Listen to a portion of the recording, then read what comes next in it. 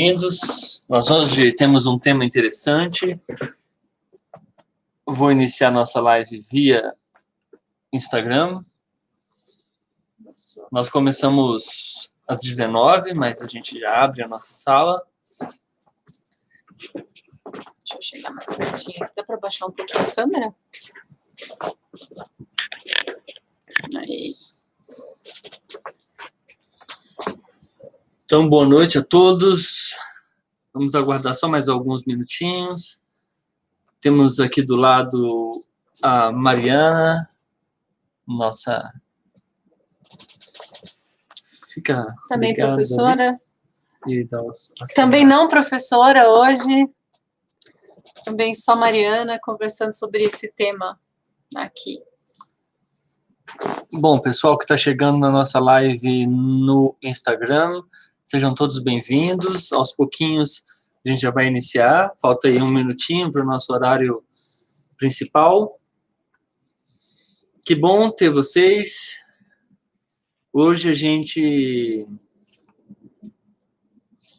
se propõe fazer um trabalho um pouco diferente nos últimos papos não mais ter, que visa falar sobre metanoias, né? Ou seja, compreensões, né? Insights, sacadas, digamos, no nosso linguajar, né? Entendimentos, compreensões, né? Insights. Ou mesmo quando o pensamento ele se encaixa e a gente consegue, então, vestir uma ideia nova, aproveitando todo aquele conteúdo para gerar um novo pensamento acerca de, né? Então, por isso que o tema são metanoias e yogis. E nesse tema de hoje, que diz, né, o papel do yoga nos casos de violência e abuso sexual. Hoje a gente começa a fazer uma série de reflexões sobre temas assim, sim, delicados. Delicados não porque... Porque delicado é uma flor, uma pétala, uma árvore. Delicado no sentido de que o modelo fundamentalista, ele realmente não gosta de discutir assuntos como esses, né? Porque vai ao encontro de alguma metanoia. E a tendência da nossa sociedade nesse modelo fundamentalista, conservador, chato, tende a, né, negar esses momentos oportunos de mudança de reflexão. Então, já deu 19 horas, a gente vai iniciar a nossa conversa, agradecer a todos vocês que entraram, estão chegando, ok? Basicamente, a gente começa a discussão com a própria linha de pensamento do post, né, que nós fizemos na nossa timeline, chamando a atenção para essa primeira parte, que é válido, né? Lê para a gente, Mariana. Sim, o yoga precisa falar da realidade, mas como lidar com ela? E aí, eu quero tentar trazer para vocês o seguinte ponto, né? Não seria o yoga como um modelo também conservador de determinados aspectos humanos, de comportamento e de convívio, uma fuga da realidade? Porque a realidade que a gente vive é uma realidade de dificuldade social, que vai ao encontro de vários processos que estão obscuros, que estão escondidos, né, por trás aí de comportamentos que a gente vem assistindo largamente em relação a processos de sofrimento e dor que envolve a vida do outro. Então, não seria o yoga, nesse momento, um modelo que vem se reafirmando de fuga dessa realidade que a gente vive? A realidade que eu digo é a realidade de sofrimento, é a realidade de dificuldades, é a realidade de situações que impõem uma transformação pessoal, mas que, se não houver uma inclinação dessa transformação por meio do autoconhecimento, por meio não só do autoconhecimento, mas também da transformação pessoal, né, não seria possível. Então, quando a gente começa a falar sobre o yoga como uma realidade, teríamos que incluir a realidade como ela é. Teríamos que incluir o papel do yoga dentro desse cenário político. E aí, a não politização do yoga é semelhante à ideia da não politização dos meios espirituais, né? Dos espaços espiritualistas, das religiões ou desses meios. E aí essa ideia de não politizar o yoga começa aí o processo de embotamento mental que hoje a gente vê não só no yoga, como em vários outros cenários que envolvem espiritualidade. Eu gostaria de começar nesse ponto com vocês. Não tem como nós não sermos pessoas politizadas. Você pode não conhecer assuntos sobre política, você pode não ter um vínculo partidário, você pode não ter uma assimilação de processos ideológicos, modelos e outras coisas.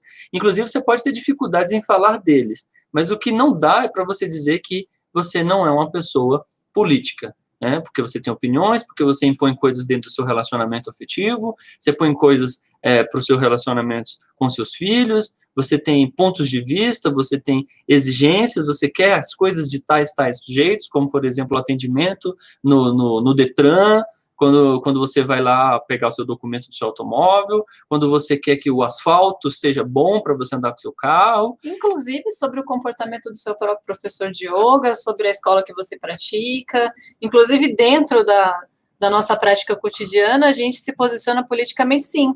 No momento que você escolhe, inclusive, se você quer praticar Ashtanga, se você quer praticar Iyengar, se você quer praticar integrativa, tudo isso é uma escolha de vida e também é uma escolha política que você vai beneficiar ou não beneficiar as pessoas conforme a sua prática. Então, exato, é esse o ponto. Nós precisamos de estarmos conscientes do que a gente está vivendo. Então, a autocrítica dentro do processo do yoga é a mesma que você tem que ter como cidadão. E essa tentativa de castração ideológica, então, veja, eu quero trazer para vocês, na minha limitação, né, como pessoa, que há reflexões que precisam ser feitas. Dentre elas, que há uma tentativa, um esforço dos meios espirituais, há uma tentativa, um esforço das religiões, e não seria diferente do yoga, porque o yoga também está envolvido com aspectos morais, com aspectos comportamentais, também está vinculado a abordagens religiosas, também está permeado de processos espiritualistas, né? O esforço de fazer uma castração ideológica na pessoa, ou seja, a gente brinca e até fala que a ideia do eu gosto de uma coleira, né? Eu gosto de andar adestrado, um adestramento do seu processo conceitual, ideológico. Ou seja, ser yogi é não falar palavrão, é não falar besteira, é não tomar álcool, é não fumar, é não beber, mas também é para além dele. É assim, é não criticar, é não... mas ele, o político, está roubando, está fazendo isso, está fazendo aquilo, o cara, o guru assediou, o guru, o pai, então eu não quero me expor a essas questões, porque isso é sombrio. Sombrio é a ignorância de não conversar sobre as coisas. E é por isso que nós estamos, pode-se dizer, patinando, né, no mundo. E se fosse realmente a religião um mecanismo de transformação social, tenho certeza que nós estávamos anos-luz, né, do nível de colapso ideológico que a gente vive. É importante lembrar, essa fala do Jonathan me traz a lembrança de que o Hatha Yoga nasce, inclusive, como uma forma de reagir a uma imposição política social que estava vigente na Índia e uma nova forma de reestruturar o posicionamento pessoal de cada um politicamente.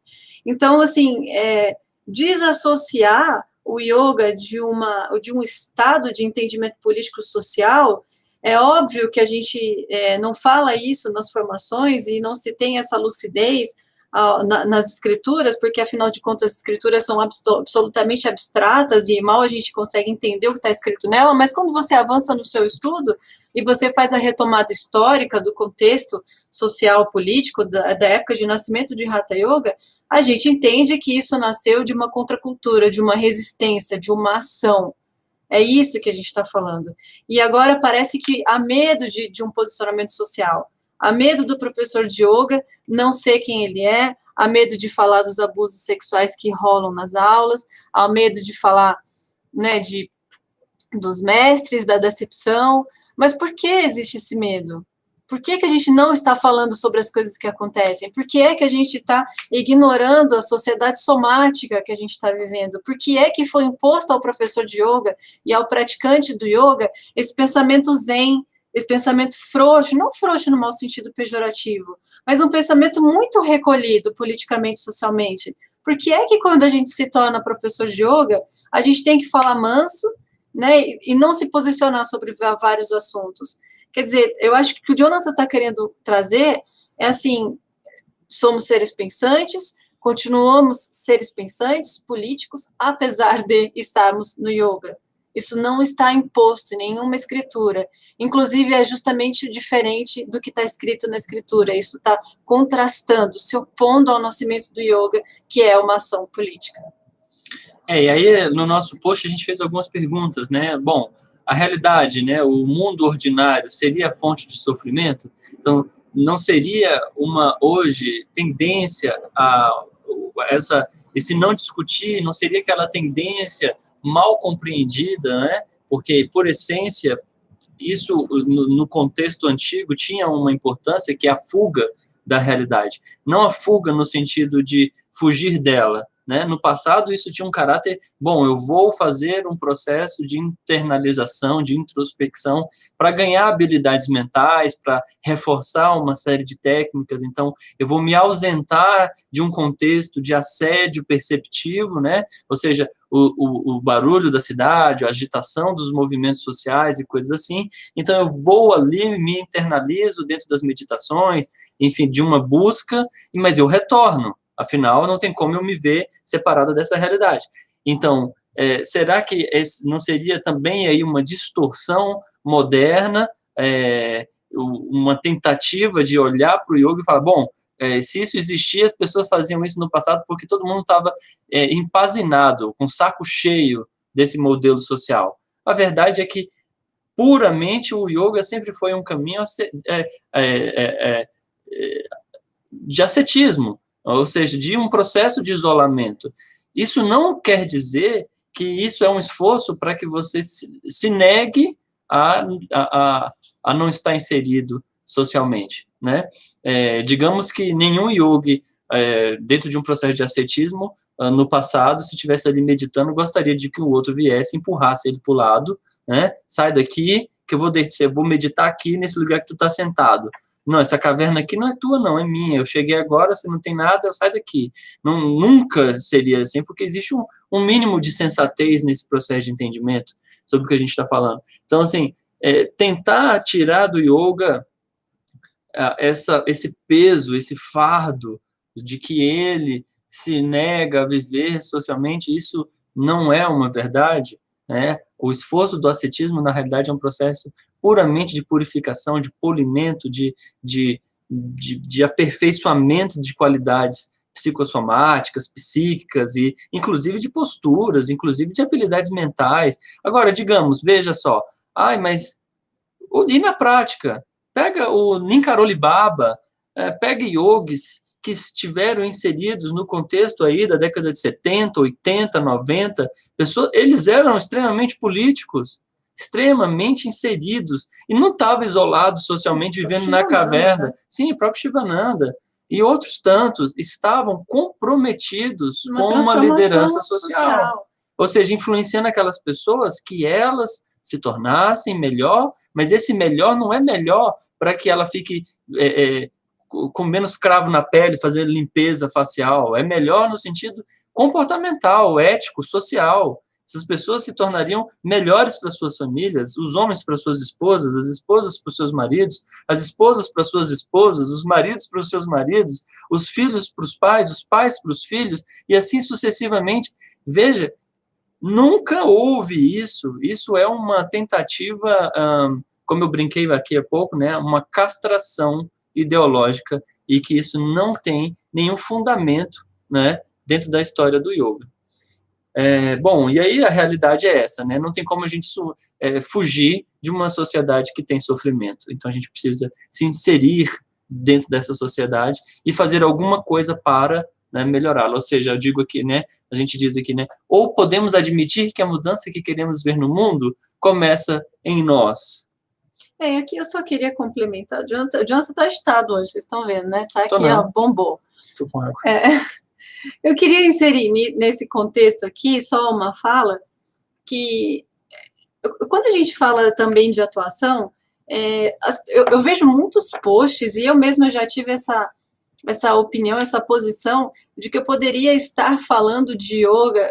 Ele tá brabo, ele tá um pouquinho, ele tá assim, ó. A gente fica sem saber exatamente, a gente fica postando e falando isso de forma muito bonita, porque o yoga não é só asana, porque a gente só que a gente continua fazendo isso.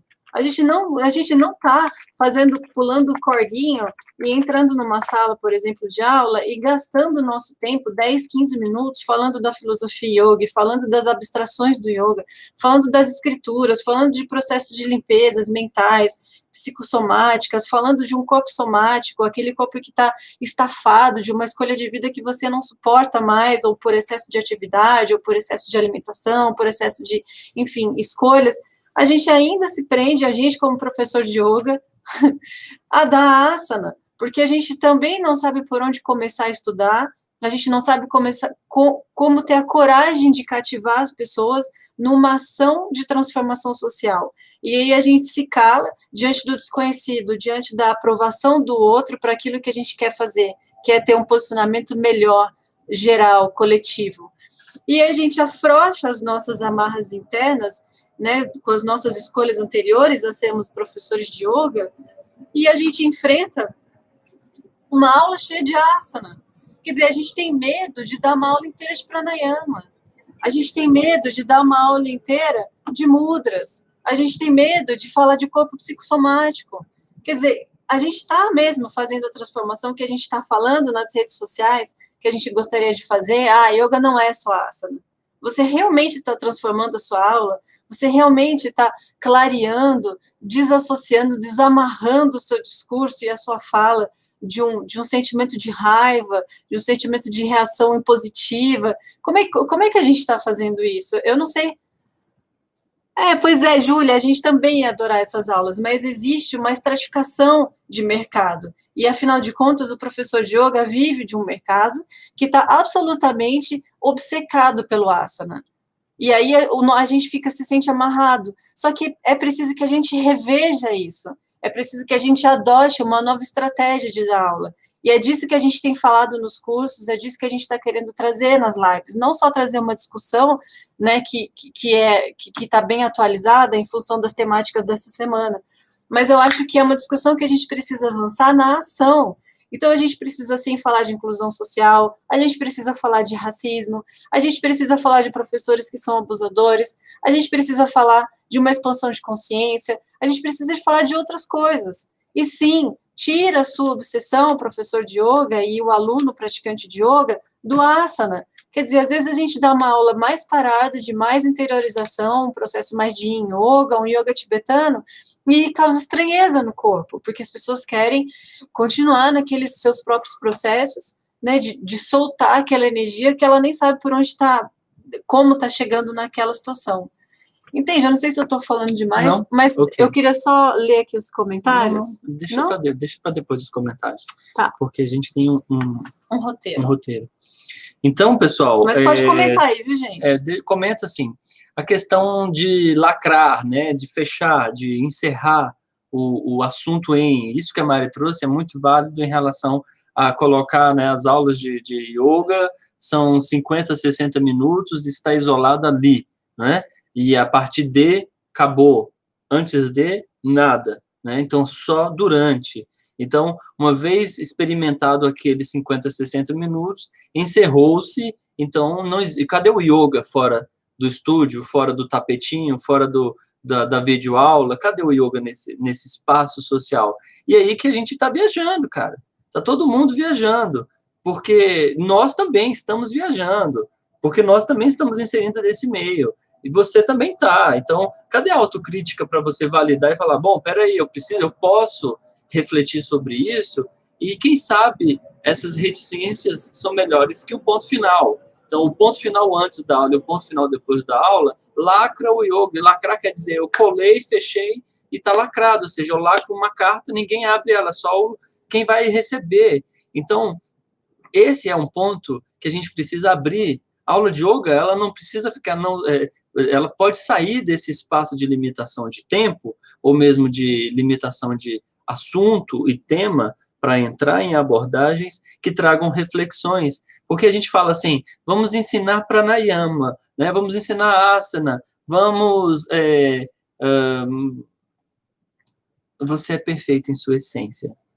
Você é perfeito em sua essência, e, ou seja, essas discussões são todas do mundo da ilusão, tá? É Maia, então não faz sentido discutir politicamente, falar sobre um movimento do yoga para amparar, porque a gente vai chegar no ponto, porque o ponto que a gente quer chegar é, será que o yoga tem capacidade de ser um suporte de colaboração para a formação de cidadania?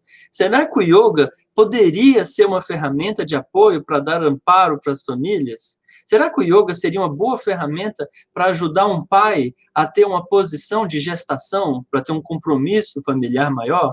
Será que o yoga ele poderia ser além daquele corpo bonitinho, magro, estético, subindo para Pincha Mayurasana? Será que ele também consegue ficar de cabeça para baixo quando ele precisa o pai? Né? Eu estou colocando o homem nesse cenário porque ele não se insere em casa familiarmente. A mulher tem esses atributos maravilhosos. Já o homem, cadê? O ficar de cabeça para baixo é cuidar do filho, ao mesmo tempo que tem que lavar a louça, ao mesmo tempo que tem que correr lá e limpar o banheiro, né? Então, cadê o yoga dessa realidade? Cadê o yoga daquele processo onde ele colabora com um amigo dele, que é um assediador, que é um abusador, que está com o celular o tempo todo vendo pornografia, né, e contribuindo, espalhando imagens de mulheres que namorado compartilhou?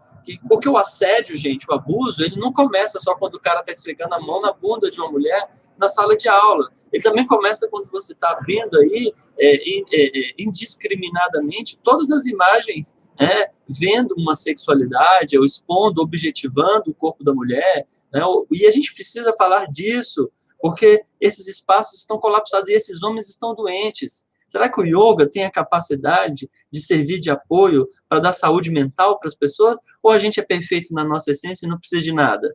Né? Perfeitos em sua essência, o Atma, o Purusha, o Shiva. Será que não está tendo uma overdose de um positivismo, não? Eu fico fazendo, eu mesmo, tá? Dando aula de yoga, eu fico, fortalece a sua essência divina, lá. É claro que tudo isso é válido, e é para isso que a gente está buscando esse processo de autoconhecimento e yoga. Mas por que você também não reconhece o seu processo racista, o seu processo de abusadora, de abusador, e traz isso para a aula de yoga, e traz isso para o vinyasa, e tenta superar isso, e trabalha esses seus aspectos negativos para que você saia de um lugar para outro? Porque na medida que a gente fica reforçando tantos aspectos positivos e não fala das características negativas que nos assombram todos os dias, e sim, existe um bastidor que a gente não conta para as pessoas, que a gente tem medo de contar e que a gente mesmo não quer ver, e aí a gente está na aula de yoga, parece que a gente realmente é uma centelha de Deus, né, expressado na matéria, e somos, mas também somos outras coisas. Somos tudo isso, eu acho que... E numa realidade de um mundo político, né, numa realidade de um mundo socialmente diferente e heterogêneo, nós temos aí uma diversificação ideológica muito grande, o que não valida uma série de condutas extremamente perturbadoras, né? Que é a questão do abuso sexual, do abuso psicológico, do assédio psicológico, do assédio moral, do assédio estético, porque quando um professor fica te forçando a fazer um asana dentro daquele modo geométrico dele, ele também está te assediando psicologicamente. Só que ninguém tem coragem de dizer isso. E, infelizmente, tem que ter alguém para dar a cara a tapa nessa situação. Eu acho que não é coragem, Jonathan. Eu acho que a gente está passando por um polimento de relações sociais. A gente começou a perceber mais claramente o que é assédio, começou a perceber o que de verdade é racismo, tanto é que a gente está vendo milhões de lives sobre isso, os livros mais vendidos aí há semanas, como falam sobre racismo. Eu acho que está havendo um despertar geral para assuntos que eram indigestos há muito tempo e que as coisas começaram a vir à tona porque nada mais precisa ficar escondido, a gente não precisa mais ter medo, a gente não precisa se, né, enfim, a gente não vai ser morto na rua porque a gente está falando coisas que são contrárias. Então, eu acho que tem um polimento sobre como a gente está se comportando e com quem a gente quer continuar seguindo, ou andando, ou tendo aula, ou, enfim, se posicionando. A Lídia falou uma coisa muito interessante que ela ouviu aqui, que é a positividade tóxica. Exatamente, que está em voga. Porque também, eu só quero concluir a minha fala, porque também parece que assim, ok, nossa, então eu estou dando aula falando de uma positividade tóxica, e, consequentemente eu estou contribuindo por um processo negativo do outro, ou estou construindo a minha aula de forma, né, tipo, sem trabalhar todos os aspectos. Eu não estou falando isso. O que eu estou dizendo é que a gente precisa refinar esse discurso, como a gente tem refinado vários outros. Nesse momento especial de quarentena, a gente está tendo oportunidade de fazer isso, de assistir outras pessoas, pensar em outros temas, ler sobre outras coisas, e eu acho que é um polimento, é uma das etapas que a gente tem que passar e subir.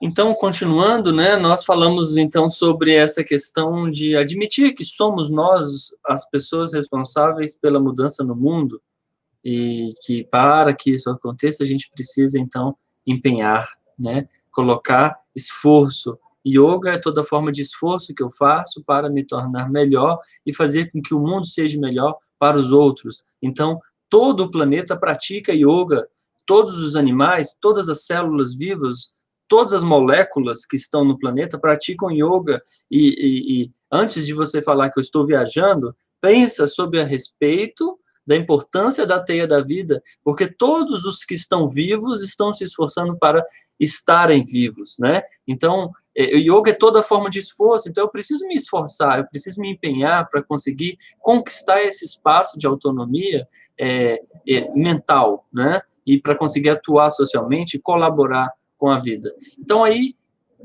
ao final, né, como aliar o yoga à formação da família, como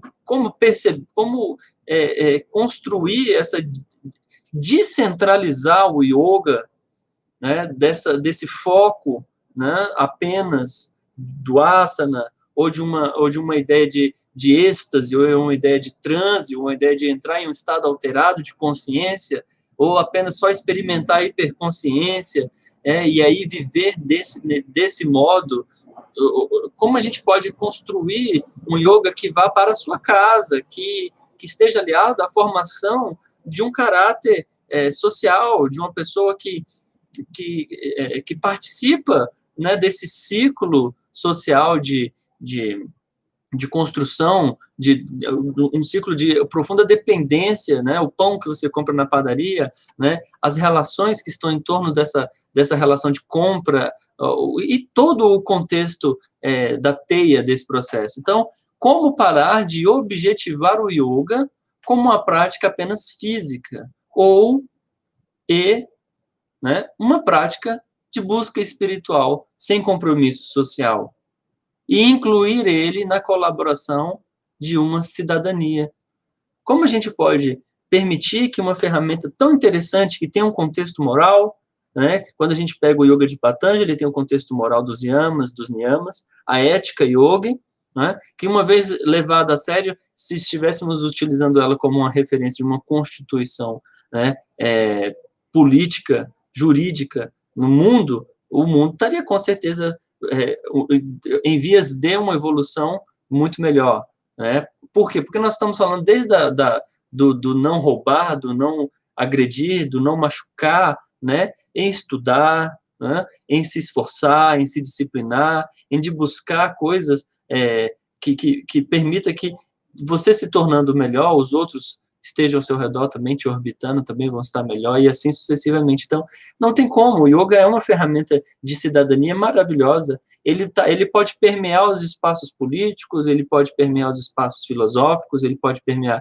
os espaços religiosos, ele pode permear todos esses espaços, porque ele tem maravilhosas ferramentas que trazem maravilhosos estados de bem-estar psíquico, social, mental, enfim. E de reconhecimento, gente. Eu acho que o trazer o bem-estar, você traz o bem-estar retirando coisas. Eu acho que se trata disso também. Um bem-estar social, uma contribuição social, é um alinhamento de ideias coletivas. Eu lembro de conceitos universais, como você tornar tudo melhor, tudo que você faz, tudo que você está tocando. E você começa a ter esse refinamento quando você consegue, por exemplo, se calar ao invés de xingar alguém no trânsito. Ceder quando alguém está sendo violento no trânsito. Quando você consegue dizer para alguém sem violência que ela está sendo racista, preconceituosa, que ela está sendo uma pessoa que limita o poder do outro, que a fala dela é grosseira. Outro dia eu vi uma mulher falando, minha filha é gorda, minha filha mais nova é mais magra do que a outra, nanana, e começou a falar das duas filhas e comparar. Eu falei, minha senhora, você não sabe o que você está fazendo com a sua filha, com as suas filhas. E fui conversando, quer dizer assim, eu não sou psicóloga, eu não sou terapeuta, mas aquilo era violento com a filha dela. E aí eu consegui trazer o entendimento para ela de que aquilo não era interessante para a vida da filha delas futura. Quer dizer, isso é um baita de um abuso, né, psicológico, um assédio psicológico com as filhas, porque isso pode gerar trauma que nunca pode se solucionar. Quer dizer, mas eu estou falando de uma coisa bem pequenininha, que é uma questão de autoafirmação, mas essa coisa bem pequenininha vai influenciar para o resto da vida, em várias outras coisas. Então, eu não sei, eu não consigo mais separar a minha vida do tapetinho e a vida das coisas que eu faço socialmente, os lugares que eu quero comprar, os lugares que eu quero, para o que eu estou lendo, como eu quero contribuir, como eu estou falando. É claro que eu não estou falando, estou longe de um estado de perfeição, estou longe de um estado de onde eu queria estar de verdade, mas é isso, eu acho que não dá para separar, não dá para achar que a gente vai acertar sempre, não vai dar para achar que o outro não pode errar com você, mas o que a gente não pode mais fazer é ficar se esquivando da nossa ação social, enquanto a gente está tendo acesso, sim, às escrituras, a gente está tendo entendimento, sim, a gente está discutindo sobre yoga, a gente está discutindo sobre autodesenvolvimento, reconhecimento de todas essas esferas, a gente entra no tapetinho, a gente respira, a gente cria espaços mentais, a gente usa as ferramentas como Drishti, Tátraka e tantas outras, mantras, confecção de mandalas, tudo isso para ter um clareamento das ideias, para que a gente consiga organizar mentalmente, interiormente, mas também do mundo exterior, a interpretação límbica do que a gente está vendo. E isso condiciona a gente para as novas ações que a gente pode ter socialmente. Isso. E, assim, como que eu poderia fazer com que essa realidade que eu estou inserido, eu inserisse o yoga? Ou seja, eu quero aí entrar nos pontos práticos, né? A gente falou de coisas assim, mas como que isso na prática pode ser diferente, correto? Então, basta você entender que você pode compartilhar para além, né, da objetivação que a gente está falando, esse é o ponto, né? Diminuir a objetivação do corpo, né? E diminuir a objetivação de que o yoga é o suprassumo do lugar espiritualizado no planeta, né? E simplificar, né? Como que eu posso compartilhar ideias, compartilhar pensamentos, liderar o espaço social que eu vivo, compartilhando também a parte filosófica do yoga, o lifestyle, né? O estilo de yoga, porque além da hashtag, como é que você bota hashtag na sua vida? Como é que você bota hashtag em prática no seu quintal, com os animais, com seres vivos, com seu marido, com seus filhos? Como é que você implementa e dá um enter na hashtag seja mais educado, na hashtag sou mais generoso, né? E pratica isso dentro do seu ambiente. Mas esse ponto que a Mari trouxe mais no final da fala dela, né? A importância do erro, a exposição do erro e o aperfeiçoamento do ser a partir do entendimento de que somos errantes. E que à medida que você vai procurando pelo acerto, e aí entra aquela essência do yoga, deixar as coisas melhores do que você encontrou, certo? Terminar o que você começou, ajudar aquele que está começando também, participar junto com aquele que já iniciou, né? Colaborar com aquele que já está lá na frente, concluindo. Ou seja, perceba que o que a gente quer trazer nessa discussão é cidadania, yoga e cidadania, como eu posso casar essa relação para além da minha rede social, para além do meu yoga mat, para além dos 60 minutos que eu digo para as pessoas, eu faço yoga, entendeu? Como eu lido nesse espaço de convívio social. Esse é o ponto. Inclusive, assim, os posicionamentos, né? O tema da live é de assédio sexual, né? Vamos chegar nele. Então vai. Então, gente, em relação a essa questão, né, do assédio sexual, quando a gente fala aqui, né, como o yoga pode ajudar as pessoas vítimas de abuso e violência sexual. Bom, vocês podem ter certeza que essa resposta vocês não vão encontrar em nenhuma literatura, tá? Porque ainda não tem. Não quero dizer que, com exclusividade, esse tema está sendo abordado aqui entre nós. Não.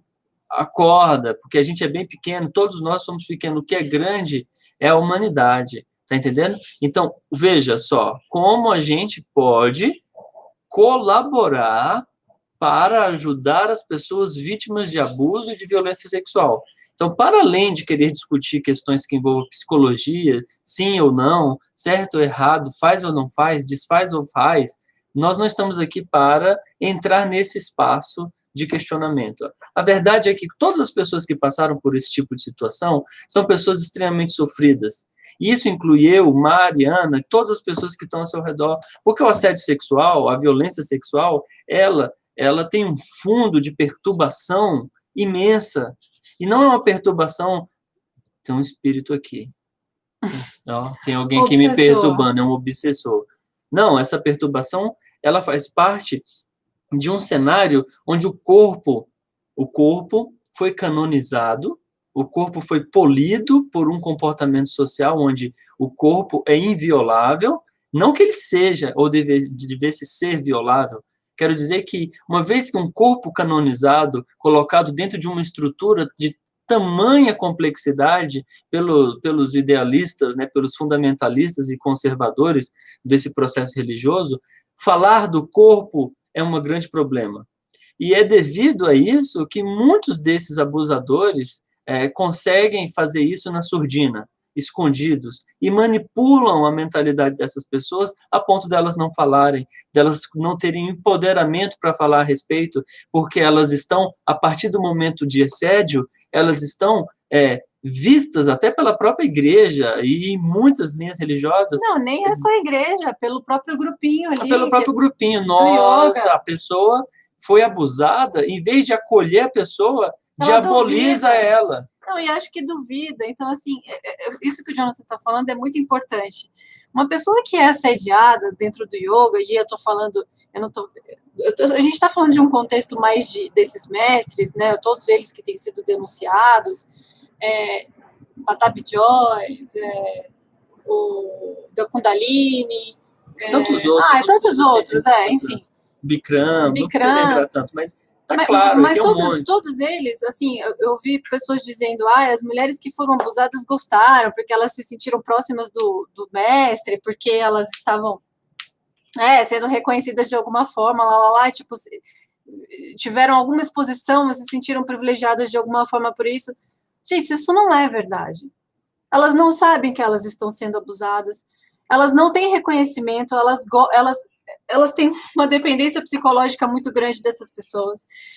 E quando elas se tornam conscientes do processo que está acontecendo e elas vão para o meio de denúncia, elas sofrem preconceito pela denúncia do próprio grupo. Elas têm a moral, né, as pessoas duvidam da moral dela, achando que ela deu precedentes para isso, e se deu, e depois voltou atrás, e depois não quis mais passar por aquilo, ela também tem direito de ter esse estado de retorno a um processo inicial.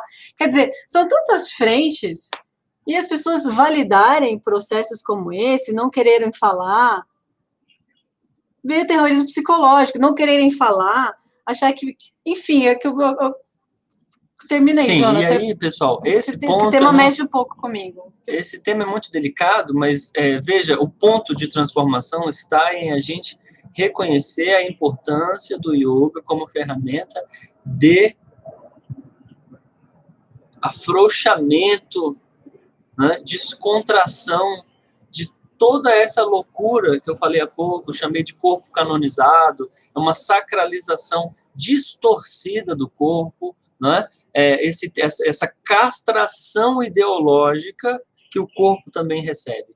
Eu estou falando desse ponto porque nós precisamos saber que o universo do outro, ele é um universo que deve ser respeitado, que deve ser colocado, ouvido, entendido, né? E você precisa gerar empatia para lidar com esses processos. Mas para isso você também precisa reconhecer que o nosso corpo também foi colocado nessa posição polida socialmente. Quem é que fala de sexo? Quais de vocês falam de sexo com tranquilidade? Quais de vocês conseguem compartilhar, segundo vocês, segundo eu, segundo a Mari e tantos outros que estão ao nosso redor, as pessoas que a gente mais ama são os nossos pais, os nossos familiares. E a pergunta é, quantas vezes nós conseguimos conversar com essas pessoas sobre o universo interior? E nem estou falando de sexo, estou falando das nossas emoções, das nossas dificuldades, das contrariações, dos assédios psicológicos, das dores emocionais que estamos passando. Quanto mais falar da sexualidade, quanto mais falar do assédio, quanto mais falar de abuso. Então, você vai poder perceber com o passar do tempo que dentro do cenário do yoga não tem nada de tão especial assim, não. Nós estamos imersos num planeta onde o desenvolvimento e a construção, ele se dá em todos os ambientes.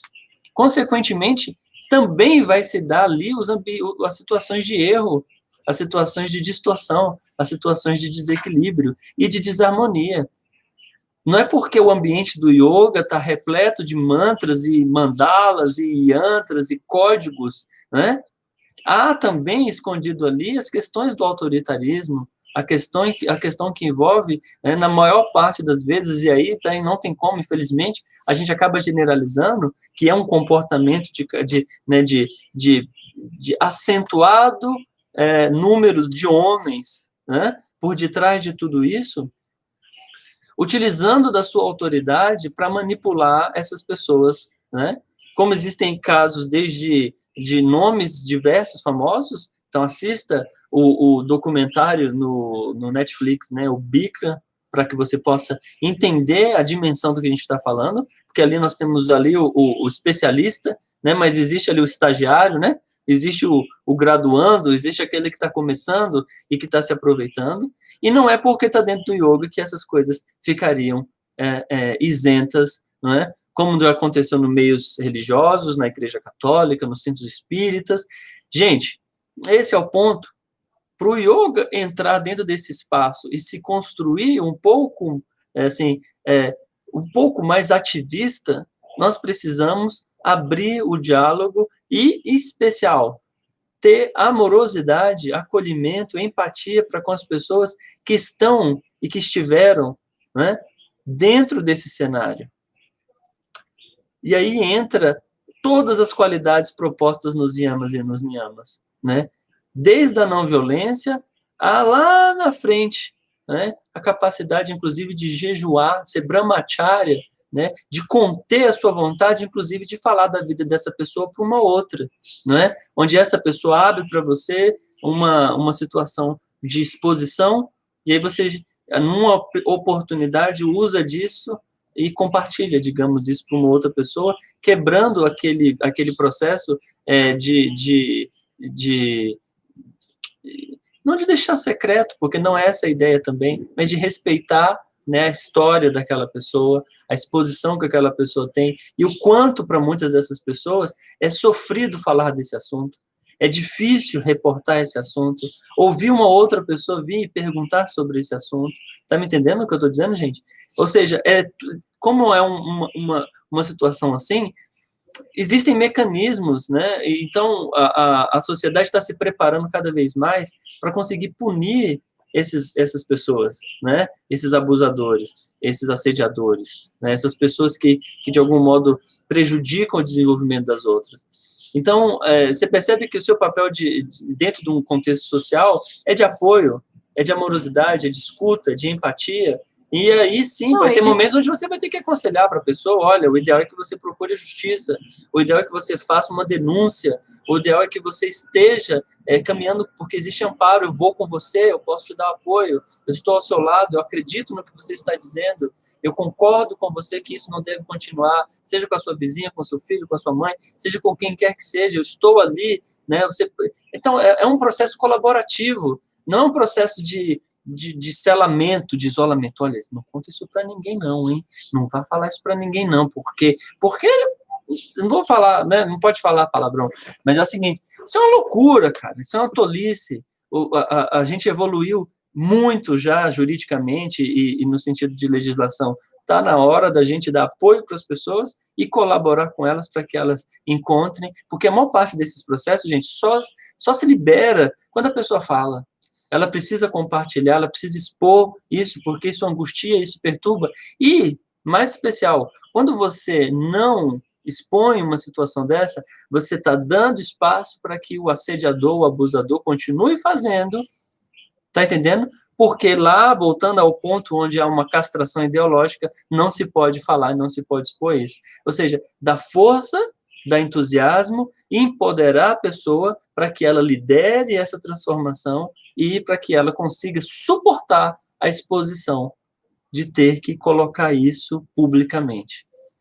Mas também as pessoas precisam saber o que é um processo de violência. As pessoas precisam entender como isso se dá no yoga. Do que a gente está falando. Então, violência precisa, de novo, talvez seja importante você ver os documentários que a gente citou, mas isso, Jonathan, isso, obrigada.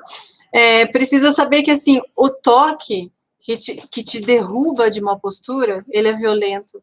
O toque que toca em partes íntimas do seu corpo, ele é violento, ele é indevido, a não ser que você tenha autorizado, que seja uma pessoa que você gosta, está na sua intimidade, né, eu e o Jonathan, mas isso não é o caso de professores de yoga. Uma pessoa que te expõe, ei, fulano, você está fazendo errado, conserta esse asana, né, grosseiramente. Uma pessoa que desqualifica o seu corpo, que desqualifica as suas perguntas na sala, se você está praticando yoga. Uma pessoa que diz que você é errada, ou que te diz qualquer coisa por causa do seu corpo, ou do seu tom de pele, ou do lugar que você vem, se você vem da Nigéria, se você vem de Angola, enfim. Isso precisa ser entendido. O que é o processo de violência? O que é o processo de assédio sexual dentro do yoga? O processo de assédio sexual e de violência, ele é muito amplo. Inclusive, de alguém dizer para você que você precisa colocar flores no altar e no meu nome para que você só possa praticar yoga depois que você fizer isso, e eu vou abençoar a sua vida, eu vou transformar a sua vida a partir de uma ação colaborativa financeira para mim. Isso é uma violência. Com a sua escolha, com a sua capacidade de pensar sobre o assunto sem que sequer você tenha entendimento sobre isso, no caso de um guru. Entende? Então, talvez, aí a Aline perguntou aqui, como o yoga pode contribuir com isso, né? Como que o yoga pode ser instrumento de transformação? Falando sobre isso, Aline, como que acontece o abuso dentro do yoga e para que as pessoas reconhecendo isso, que tem um espaço de conversa, que tem um espaço de tratamento. É claro que a gente vai distribuir isso para outros profissionais da área que têm muito mais competência do que um professor de yoga para trabalhar os assuntos, mas a gente pode fazer isso corporalmente, a gente pode trabalhar com uma série de meditações que estão disponíveis para a gente, com séries de recursos dentro do yoga, sem que a gente traga para o lugar de fala essa dissolução, né, do problema, da problemática psicossomática. E a Natália trouxe um ponto aqui que tem a ver com o nosso próximo ponto, então vou ler, né, a frase dela, porque aí colabora para exatamente entrar no que a gente está falando, né? Então ela diz assim, tem a questão do, abre aspas, o guru está sempre certo, fecha aspas, né? Então, perceba que uma figura, né, simbólica, de caráter paternal, se põe na posição de autoridade e quem valida a autoridade dele, infelizmente, são as pessoas. E aí essas pessoas são as primeiras a terem que, então, digamos assim, colher os frutos infelizes dessa escolha, né? Então, veja, em qual reunião, né, que você esteve de caráter espiritual, com algum guru, que você pôde levantar a mão. Quero falar.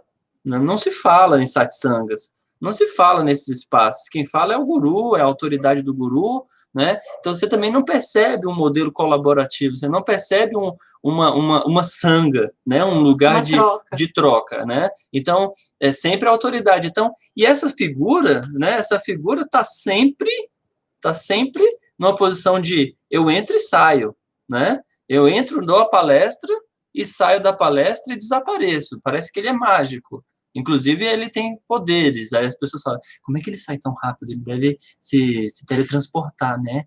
Ele deve ter poder. Tem poder nada. Tem sempre alguém cobrindo esses processos. A gente precisa entender que esse espaço, ele é político. Esse espaço, ele é político. Quantos gurus já não tiveram envolvidos com campanhas políticas no mundo afora? Né? No próprio Estados Unidos, o próprio Estado, né, a situação do Osho, de outros, que tiveram vinculados a processos políticos em cidades. Né? Olha aí, há poucos anos atrás, né, Prembaba envolvido com vários políticos. Ele está falando um nome, é isso, a realidade é essa, infelizmente é essa. Está me entendendo? Estava lá abraçado com o Aécio Neves, com outros líderes políticos. É político esse espaço. Não estou sendo pejorativo, não, hein? Estou dizendo exatamente o que está acontecendo. Se você acredita que é bom mestre, se é ruim mestre, se é um bom guru, se é um ruim guru, isso aí é da sua escolha, é da sua subjetividade. O que a gente não pode é achar que não é político esse espaço. Está me entendendo a lógica, gente? Então, esse é o ponto de discussão. Nós precisamos compreender o yoga como uma ferramenta política, porque ele é. Segundo, ele é uma ferramenta espiritualista. Sim, e qual espiritualista que não é um influenciador? Fala para mim. Me conta qual cara que está no YouTube fazendo lives, promovendo e que não é um influenciador. Não é? Ele faz o quê? Ele influencia. Ele fala. Desde o espiritualista esotérico a galera do movimento do yoga, em todos os cenários. Então, caiamos, né, na realidade e sustentemos o nosso corpo, né, em estado de equilíbrio diante da realidade de profunda flutuação, sofrimento, alegria do nosso mundo real, né, da vida real, da realidade real. E aí, tiremos essa autoridade social e sociopolítica do outro para com as nossas ideologias e construamos a nossa própria ideologia com base no nosso autoconhecimento, né, no nosso autoestudo, na nossa autocrítica, e vamos ao encontro desse mestre para desfrutar com ele daquilo que é o gostoso da vida, né, que é o crescimento pessoal, e não depositar na urna, ele, né, na urna do guru, né, todas as coisas que o guru te promete. A Eugênia falou isso, é uma tristeza, porque se aproveitam do sofrimento emocional das pessoas. Aí o Ravi também falou uma coisa interessante, que é pôr em prática aquele ato político, por exemplo, do ato político é o uso do cartão, não quero ser tocado. A gente já sabe que algumas escolas de yoga adotaram isso, né, um cartãozinho verde, né, para quem quer ser ajustado e pode ser tocado pelo professor ou pela professora, e o cartãozinho vermelho, né, quem quer continuar no seu tapetinho praticando, sim, essa intervenção. Sim, exato. E tem algum comentário acima? Lê pra gente aí, enquanto a gente vai avançando. Então, gente, essa tendência a colocar o yoga como uma ferramenta de polir, né? Polir, dar brilho ao corpo, né? O corpo polido, aquele corpo perfeito, aquele corpo... E aí entra a discussão, que a gente também tem que avançar nela, né, gradativamente, sobre a importância de parar de objetivar o corpo esteticamente seccionado para que seja um corpo sexualizado, que é o corpo estético, que é esse corpo polido, para se tornar uma boa oferta, né, afetiva. Né? Então, é aquela história... o cenário ele vai ao encontro sempre de um aproveitamento. Então, que tal a gente, em vez de avançar, recuar diante da objetivação do corpo estético, né? E abrir espaço para que todos os corpos estejam presentes no yoga. Né? Você tem um corpo, vem praticar yoga. Você não tem um corpo, ou seja, você morreu, está desencarnado, pode praticar yoga também. Pode meditar no mundo espiritual, você pode fazer exatamente tudo. Se você tem um corpo, você pode praticar yoga. Você entende essa lógica? Então, o abuso, né, o assédio, o processo de embotamento também começa quando você está lá, olha, a menina tá, o corpo dela não é magro, não é seco, não faz jejum, é uma pessoa normal, como eu, como a Mari, como todos vocês que estão aí, né, come torrada de manhã com fatia de queijo. Olha só, né? Ele tem uma vida normal e está aqui na internet praticando yoga. Que maravilha, gente!